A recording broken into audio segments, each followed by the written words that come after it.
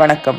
இன்று கோவை ஸ்ரீ தண்டுமாரியம்மன் திருக்கோவில் சித்திரை பெருந்திருவிழாவில் பல்லாயிரக்கணக்கான பக்தர்கள் சுட்டெரிக்கும் கோடை வெயிலையும் பொருட்படுத்தாது குடும்பத்தோடு கலந்து கொண்டு அக்னி சட்டி மற்றும் கரகம் எடுத்து நகர்வலம் வந்த அற்புத காட்சி. கோவையை ஆட்சி புரியும் தண்டுமாரியம்மன் குடும்ப வளம் பெருகவும் தீராத நோய்கள் தீர்ந்திடவும் அருள் புரிகிறாள். கோவை மாவட்டத்தில் அமைந்துள்ள அம்மன் கோவில்களில் முதன்முறையாக அம்மனின் உற்சவ மூர்த்தியை தங்க ரதத்தில் வைத்து பவனி வந்த சிறப்பு இந்த கோவிலையே சேர்ந்ததாகும்.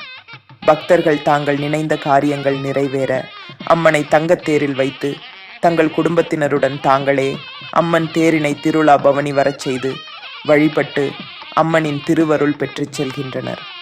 ஒவ்வொரு ஆண்டும் சித்திரை மாத்தின் முதல் செவ்வாய்க்கிழமை தொடங்கி 13 நாட்களுக்கு பிரம்மோற்சவமும் ஆண்டு திருவிழாவும் நடைபெறும். இந்த நேரத்தில் பக்தர்கள் அக்னி சட்டி எடுத்து தங்களது நேர்த்திக் கடனை செலுத்துகின்றனர். இந்த தண்டுமாரியம்மன் தான் கோவையின் காவல் தெய்வமாக இருக்கிறார். துர்க்கையின் அம்சமாக வீற்றிருக்கும் தண்டுமாரியம்மன் தீராத நோய் தீர்ப்பதில் வல்லவள். கோவையின் காவல் தெய்வமாக விளங்கும் அம்மனின் பக்தர்களுக்கு தாகம் தணிக்க கோவை அன்னதான அறக்கட்டளைக்கும் ஒரு வாய்ப்பு கிடைத்து அவளின் அன்புக்கு பாத்திரமானதில் பேரானந்தம் கொள்வோம்.